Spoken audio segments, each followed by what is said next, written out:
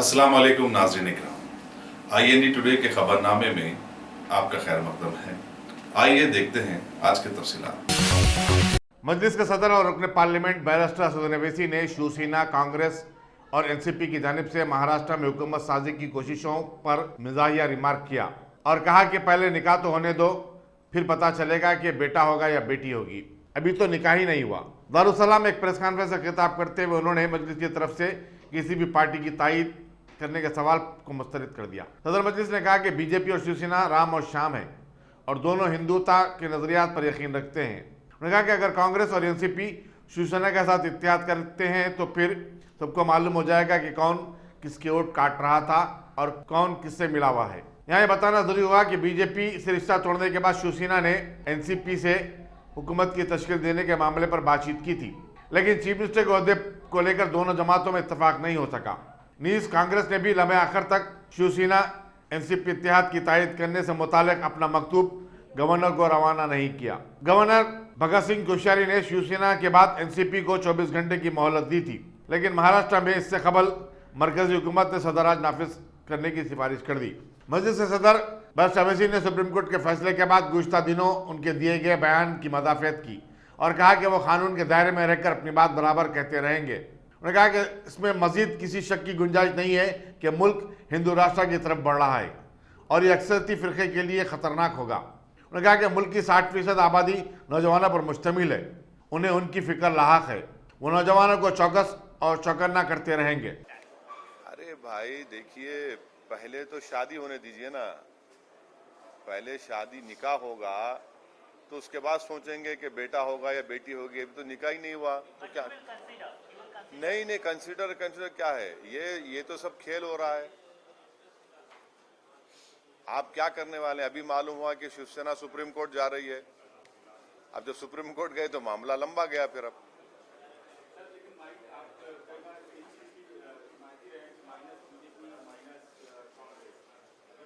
Number कहाँ है? नहीं, नंबर कहाँ है प्रमोद जी? नंबर कहाँ है? नंबर नहीं है प्रमोद जी। 140 जो मेजॉरिटी के नंबर चाहिए नहीं है। नंबर कैसे पैदा होगा? या तो बीजेपी शिवसेना या फिर शिवसेना कांग्रेस एनसीपी। अब दोनों सिनारों में हम साथ देने वाले नहीं है। नंबर ही नहीं है ना। नंबर कहाँ है बताइए?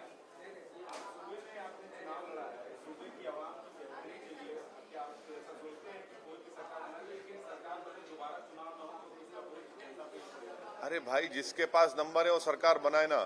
कौन रोक रहा है? हम रोक रहे हैं क्या? बनाए वो। मुझे नहीं मालूम गवर्नर साहब की क्या राय होगी।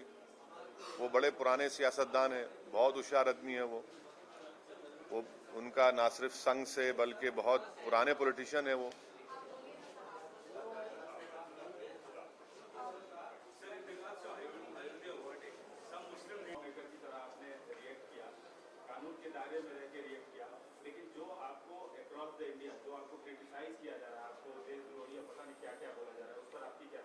बोलिए ना, मैं रोक सकता हूं? आपका डेमोक्रेटिक राइट है, आप बराबर मुझे बोलिए। क्या क्या बोल सकते हैं? हम भी तो देखना चाह रहे हैं आपके दिमाग में कितना फितूर है। आप बोलिए, आप जितना आप बोल सकते बोलिए, मैं आपके राइट को प्रोटेक्ट करूंगा। हम भी देखना चाह रहे हैं कि आपके दिल में कितना नफरत है। बोलिए, दिखाइए अपना असली चेहरा। जो दिल में छुपी है उसको जबान पर लाइए, उसको अपने आंखों में मत छुपाइए। हम देखना चाह रहे। आप बताइए ना, बोलिए आप। हमको कोई फर्क नहीं पड़ता। और मैं तो यूज्ड टू हो चुका हूँ, मेरी चमड़ी बहुत मोटी हो चुकी है। मैं तो ये कह रहा हूँ कि अगर आपका बस चले तो जान ले लीजिए हमारी, मगर आप हमारी जबान को नहीं रोक सकते। जब तक हम संविधान के दायरे में बोलते रहेंगे और बोलते आए हैं तो उसमें गलती क्या है? मैं किसी को खुश करने के लिए तो नहीं बोल सकता ना। अगर आप ये चाह रहे हैं कि जो लोग बीजेपी आरएसएस की ज़बान में बात कर रहे हैं वो यकीनन उनकी तारीफ़ की जाती है, क्योंकि मैं उनकी ज़बान में नहीं बात करता हूं। मैं उनसे जमहूरी तरीक़े से उनकी मुखालिफत करता हूं।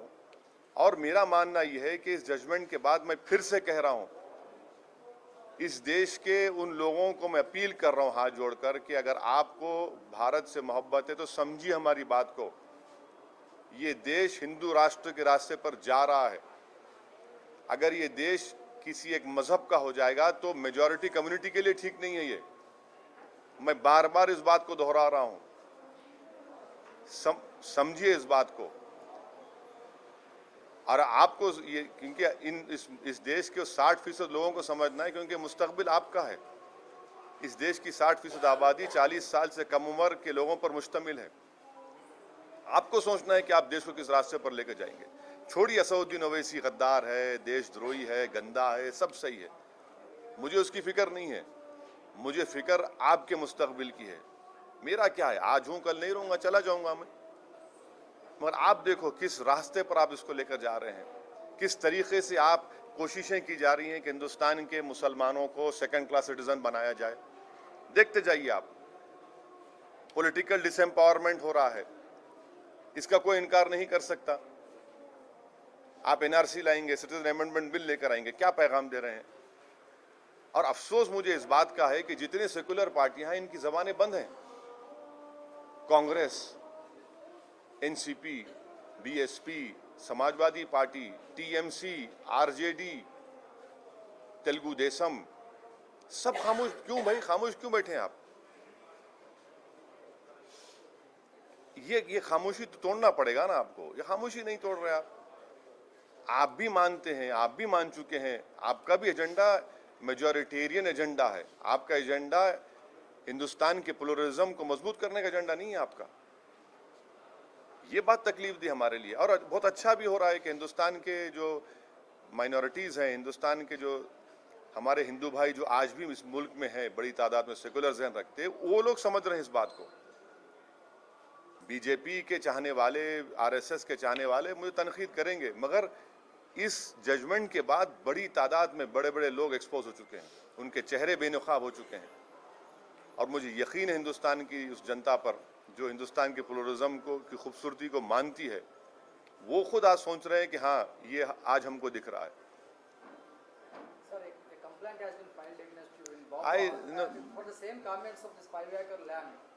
Sir, it is what I am. See, let them do it. Let them do it. I am willing to die for my cause. I am ready to die for my cause. What is there? Who can, what I stated was what the great J.S. Verma had said, Supreme Court is supreme but not infallible. What is wrong in that? Have I not told you that yes, we respect the Constitution, we'll abide by the Constitution, our whole fight is for Constitution, our constitutional rights? And if these Johnnies think otherwise, let them do it, what can I say?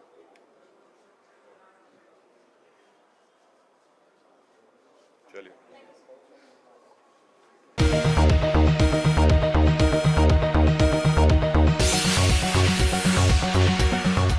क्या आपने उम्रा का इरादा कर लिया है? तो फिर अकबर ट्राइबल सर्विसेज को तरजीह दें। हज उम्रा करने वालों के लिए क्वालिटी सर्विस ऐसी कि आप मुद्दतों भुला ना पाएं, और इंडिविजुअल्स की सहूलत भी। इंटरनेशनल और domestic air ticketing, visa endorsement, visit visa, immigration और पासपोर्ट ऑनलाइन की सहूलत भी दस्तयाब है। हर माह उम्रा के 2 ग्रुप्स रवाना होंगे। मक्के शरीफ और मदीने मुनव्वरा में बिल्कुल करीब क़याम, तीनों वक्तों पर हैदराबादी ग़िज़ाएं, लग्जरी होटल में क़याम, एसी बसें, ज़ियारतों की सहूलतें, आपके सफ़र से जुड़ी तमाम ज़रूरी उमूर की बेहतर से बेहतर खिदमात की पेशकश लिए। Managing director Syed Shah Mujahid Hussaini, Akbar tribal services, Salarjung complex, Diwan Devdi, Hyderabad.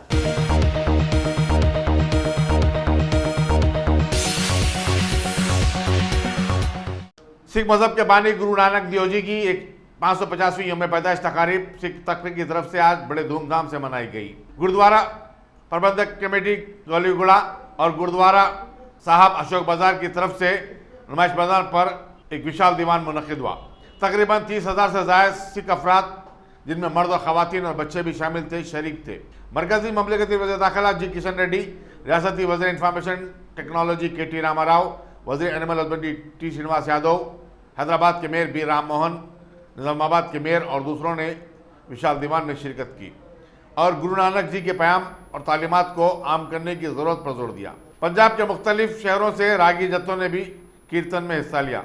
बाद अज़ां लंगर का भी एहतमाम किया गया था। गुरचरण सिंह जी बग्गा, प्रेसिडेंट श्री गुरु सिंह सभा हैदराबाद। आज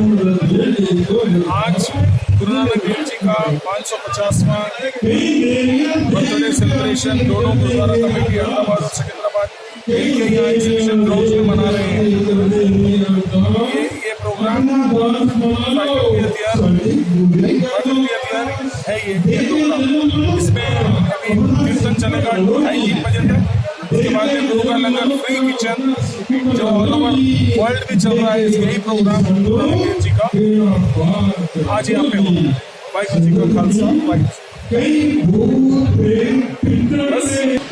वाहिगुरू जी का खालसा, वाहिगुरु जी का खालसा, वाहिगुरु जी की फतेह। आप सबको मैं तेलंगाना गवर्नमेंट की तरफ से और हमारी तरफ से श्री गुरु नानक देव जी के 550वें प्रकाश पर्व के मौके पे हार्दिक बधाई देता हूँ। आप सबको प्रणाम करता हूँ। मेरी खुशनसीबी है कि आज मुझे मौका दिया गया कि यहाँ पे तेलुगु में लिटरेचर यहाँ पे इनॉग्रेट करने का मौका हमें दिया गया। मैं उसके लिए भी भाइयों को और बहनों को सम्मान किया जाता है सिवाय तेलंगाना। हमारे राज्य के मुख्यमंत्री श्री केसीआर साहब ने जब यहाँ आए थे, वो 4 साल पहले, उन्होंने यहाँ पे आपकी डिमांड पे ऐलान किया था कि हर गुरु नानक जयंती पे हॉलीडे दिया जाएगा आपको, ताकि आपको और आपके बच्चों को सभी के साथ मनाने का एक मौका दिया जाएगा। इसके अलावा तेलंगाना सिख सोसाइटी और यहाँ के हमारे सिख भाई और बहनों की जो डिमांड है, एक तो है सिख चावनी की एक समस्या जिसका हल, इसके अलावा एक नया गुरुद्वारा बनाने की जो एक रिक्वेस्ट है। मोकिला जो वेस्टर्न पार्ट ऑफ हैदराबाद में है, वहाँ पे हमारे ऑनरेबल सीएम ने तय किया कि वहाँ जमीन दिया जाएगा और एक बहुत बड़ी शानदार गुरुद्वारा वहाँ बनाया भी जाएगा बहुत ही जल्द। इसका इनॉग्रेशन भी, इसका फाउंडेशन भी सीएम साहब खुद करेंगे। मैं आपको फिर से आश्वासन देता हूँ और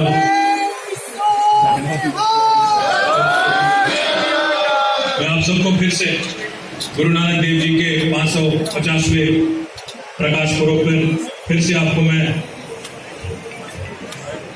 मैडम तेजदीप जी से कह रहा हूँ कि तेलंगाना सिख सोसाइटी जो है, आपके 2-4 और समस्या भी है, आप एक बार आ जाइए तो मैं सारे अफसरों को बुला लेता हूँ और छोटे छोटे जितने भी समस्याएं हैं, जैसे एक स्कूल की आपने बात की और यहाँ पे हमारे प्रीस्ट की भी आपने बात की, इस सारे समस्याओं का हल एक बैठ के आपके बुजुर्ग लोगों के साथ बैठ के एक ही साथ निकालेंगे। मैं आप सबको फिर से धन्यवाद देता हूँ। नमस्कार, सत श्री अकाल।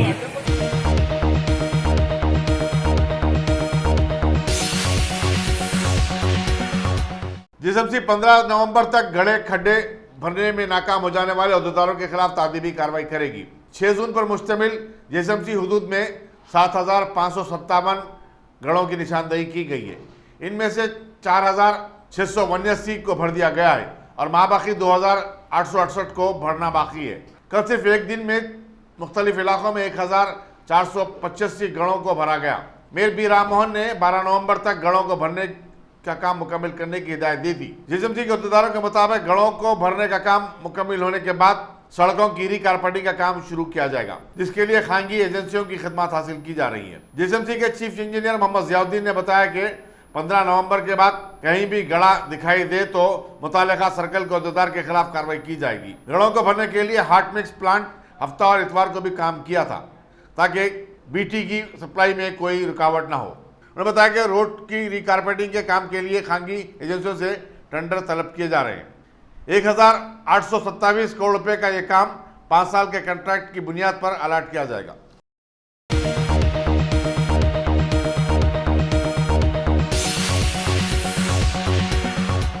गवर्नमेंट रेलवे पुलिस ने कल काचीगुड़ा रेलवे स्टेशन पर हुए ट्रेन के हादसे के सिलसिले में लिंगमपल्ली और फलकनुमा के दरमियान चलने वाली MMTS के लोको पायलट डी चंद्रशेखर के खिलाफ एक मुकदमा दर्ज किया है। चंद्रशेखर, जो खुद भी इस हादसे में जख्मी हुआ है, किरे हॉस्पिटल में जेर इलाज है। उसे 8 घंटों की जद्दोजहद के बाद उसके कैबिन से निकाला गया।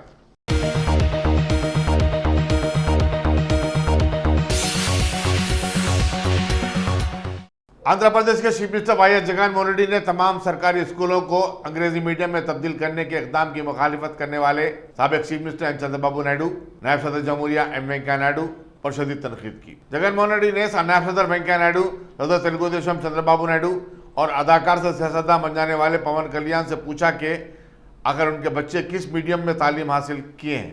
जगनमोहन रेड्डी ने जनसेना लीडर पवन कल्याण को निशाना बनाते हुए कहा कि तुम्हारी 3 बीवियां 4 या 5 बच्चे हैं, सबकी तालीम कहाँ हो रही है। मौलाना अबुल कलाम आज़ाद की यौम पैदाइश के मौके पर विजयवाड़ा में यौम कौमी तालीम की तकरीब से खिताब करते हुए सीबीसी ने कहा कि अगर मुसाबकत की दौड़ में शामिल होना हो तो अंग्रेजी ज़रूरी है, इसलिए वो चाहते हैं कि हमारे बच्चे अंग्रेजी मीडियम तालीम हासिल करें। यहाँ बताना ज़रूरी होगा कि हुकूमत आंध्र प्रदेश ने आइंदा तालीमी साल से अव्वल से लेकर 6ठी जमात तक रियासत के तमाम स्कूलों को अंग्रेजी मीडियम बनाने का फैसला किया है।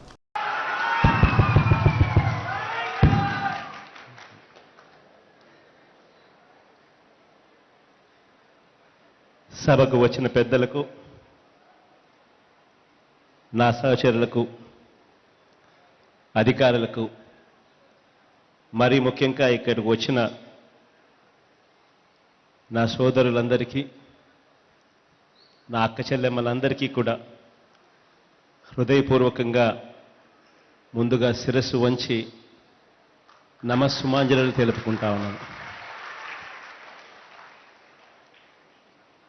ఈరోజు భారతరత్న మౌలానా ఆజాద్ గారి 131వ జయంతిని జరుపుకుంటా ఉన్నాం. దేశమంతటా కూడా నవంబర్ 11వ తారీఖున అంటే జాతీయ విద్యా దినోత్సవంగా, అంటే నేషనల్ ఎడ్యుకేషన్ డేగా నవంబర్ 11వ తారీఖున జరుపుకుంటాం.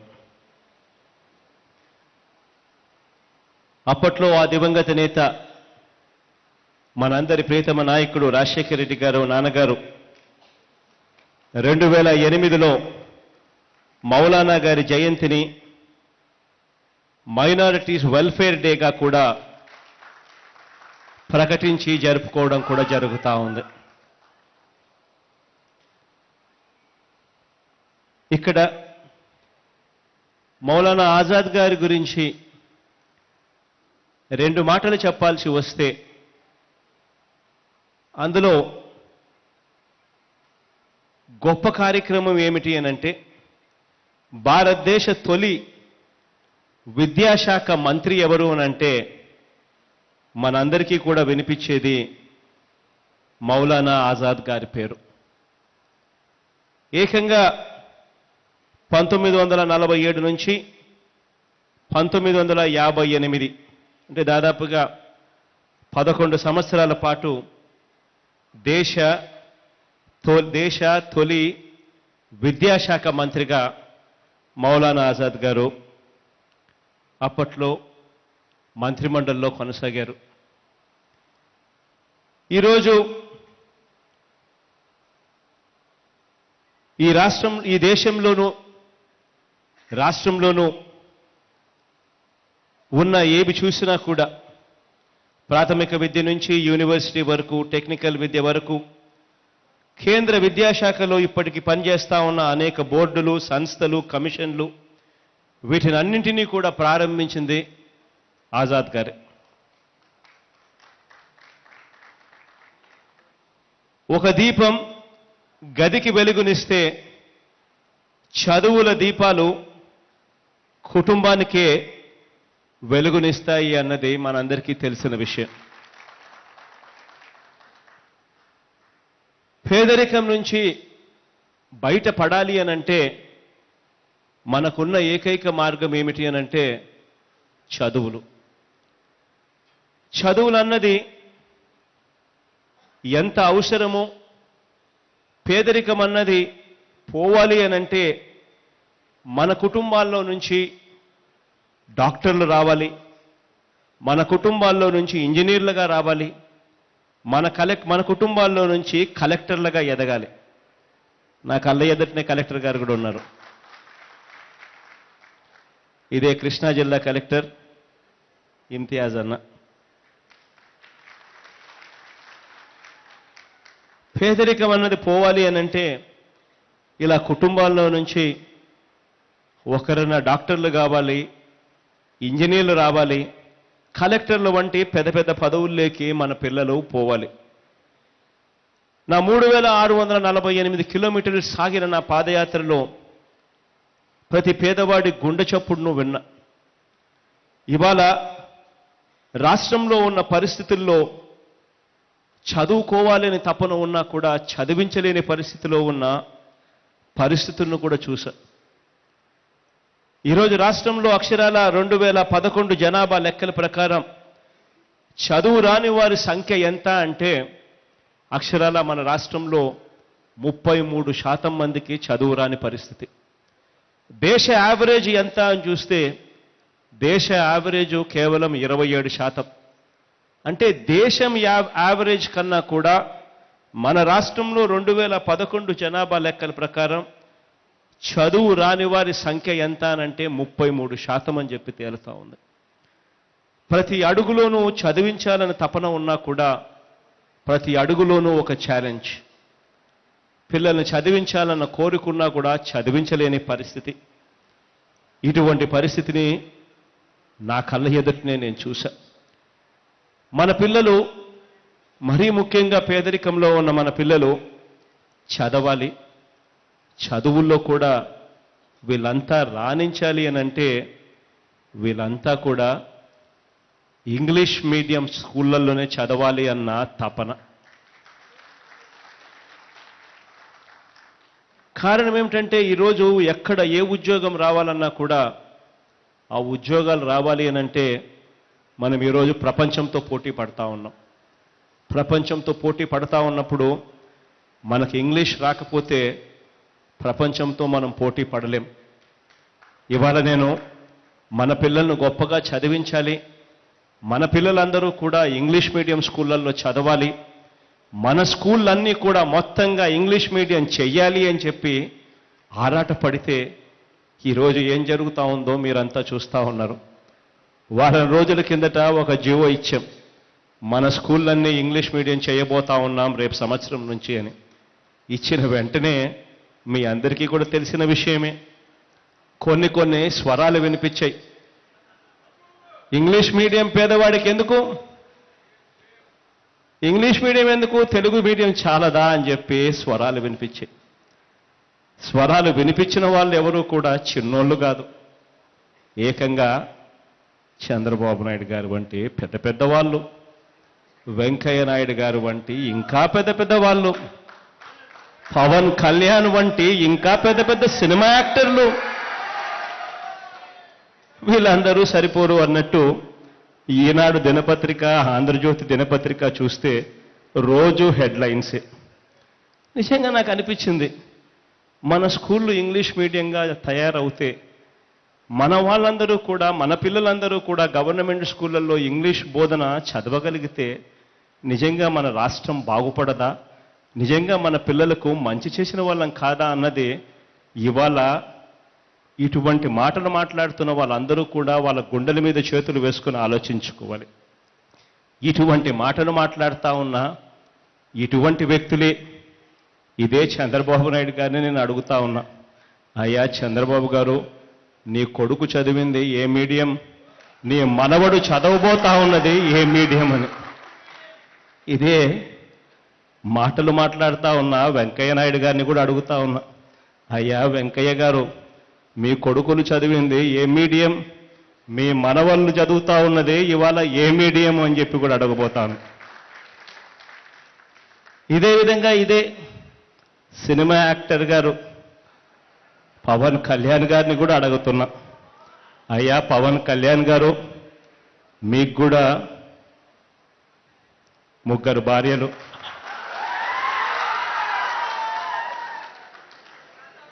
బహుశా 4-5 మందో పిల్లలు, వాళ్ళందరూ ఏ మీడియంలో చదివిపిస్తా ఉన్నారు అని అడుగుతా ఉన్నాను ఆయనను కూడా.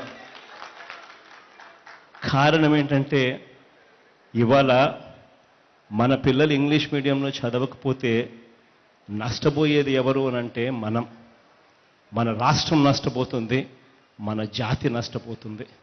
మనం ఎవరికైనా పిల్లలకు ఆస్తులు ఇవ్వాలి అనంటే ఇచ్చే అతి గొప్ప ఆస్తి ఏమిటి అనంటే అది చదువు. ఆ చదువులు ప్రతి పేదవాడికి చెందాలి. ఆ ప్రతి చదువు కోసం ఏ పేదింట్లో కూడా ఏ పిల్లాడు కూడా ఏ తల్లి కూడా అప్పుల పాలయ్యే పరిస్థితి రాకుండా తమ పిల్లలను చిరునవ్వుతో స్కూళ్ళకు పంపించే పరిస్థితి వచ్చినప్పుడే ఆ కుటుంబాలు బాగుపడతాయి. అందుకనే ఆ దిశగా అడుగులు వేస్తూనే జనవరి గొప్ప కార్యక్రమానికి శ్రీకారం చుడతా ఉన్నాం. నవంబర్ 14వ తారీఖున చిల్డ్రన్స్ డే రోజున స్కూళ్ళనన్నీ కూడా 3 దఫాలుగా చేశారు. రాష్ట్రంలో 45,000 స్కూళ్ళు ఉన్నాయి. 45,000 స్కూళ్ళకు గాను 15,000 స్కూళ్లను నాడు నేడు అనే ప్రోగ్రాంతో శ్రీకారం చుడతా ఉన్నాం మార్పు చేయడం కోసం. అక్షరాల ఈ 15,000 స్కూళ్లను కూడా ఫోటోలు చూపిస్తాం. నేడు ఎలా ఉంది ఈ స్కూళ్ళని ఫోటోలు చూపిస్తాం. దాన్ని నాడు అని పెట్టి రేపొద్దున స్కూళ్ళను మార్చిన తర్వాత నేడు అని చెప్పి కూడా మళ్ళీ ఫోటోలు పెట్టే కార్యక్రమం చేస్తా ఉన్నాం. ఆ ప్రతి స్కూల్లో కూడా ఉండవలసినవన్నీ కూడా ఉండేట్టుగా చేస్తా ఉన్నాం. ప్రతి స్కూల్లోనూ బాత్రూమ్లు ఉండాలి, ప్రతి స్కూల్లోనూ నీళ్లు ఉండాలి, ప్రతి స్కూల్లోనూ బ్లాక్ బోర్డులు ఉండాలి, ప్రతి స్కూల్లోనూ ఫర్నిచర్ ఉండాలి, ప్రతి స్కూల్లోనూ ఫ్యాన్లు ఉండాలి, ప్రతి స్కూల్లోనూ ట్యూబ్లైట్లు ఉండాలి, ప్రతి స్కూలుకు కంపౌండ్ వాల్ ఉండాలి, ప్రతి స్కూలుకు పెయింటింగ్ ఫినిషింగ్స్ జరిగి ఉండాలి. పిల్లలు స్కూళ్ళకు పోయేటప్పుడు మా స్కూలు మంచి స్కూలు అని చెప్పే పరిస్థితి రావాలి. ఇవన్నిటికీ శ్రీకారం చుడుతూనే ఆ ప్రతి స్కూల్లోనూ నాడు నేడు ప్రోగ్రాంలో మార్పు చేసే ప్రతి స్కూల్లోనూ ఇంగ్లీష్ ల్యాబులు కూడా పెట్టబోతా ఉన్నామని కూడా గర్వంగా తెలియజేస్తా ఉన్నాం. ఆ ప్రతి స్కూళ్ళను కూడా మారుస్తా ఉన్నాం. రేపు సంవత్సరం మొదలు ప్రతి గవర్నమెంట్ స్కూల్ను కూడా ఇంగ్లీష్ మీడియం కంపల్సరీ చేస్తూ ఆ ఇంగ్లీష్ మీడియంతో పాటు తెలుగును కానీ ఉర్దూ కానీ ఏదైనా కూడా భాష కంపల్సరీ సబ్జెక్టుగా చేస్తాము అని చెప్పి కూడా చెప్తా ఉన్నా. కంపల్సరీ సబ్జెక్టుగా చేస్తాం, కానీ మీడియం మాత్రం ఇంగ్లీష్ మీడియంగా చేస్తాం. 1 నుంచి 6వ తరగతి దాకా మొట్టమొదటి సంవత్సరం పూర్తిగా ఇంగ్లీష్ మీడియం చేసే కార్యక్రమం చేస్తాం.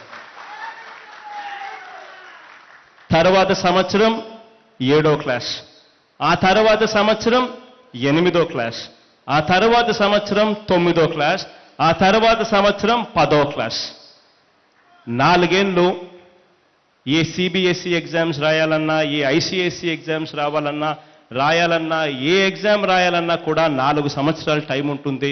ఎందుకంటే 10th క్లాస్ కామన్ ఎగ్జామ్ కాబట్టి మొట్టమొదటి సంవత్సరం 1 నుంచి 6వ తరగతి దాకా చేసి, ఆ తర్వాత ప్రతి సంవత్సరం 7, 8, 9, 10 యాడ్ చేసుకుంటా పోతే మన పిల్లలందరూ కూడా 4 సంవత్సరాలు తిరిగేసరికి ఇంగ్లీష్ మీడియం సిబిఎస్ఈ బోర్డ్ ఎగ్జామ్స్ను, ఐసిఎస్ఈ బోర్డ్ ఎగ్జామ్స్ రాసే పరిస్థితిలోకి మన పిల్లలు పోతారు అని చెప్పి.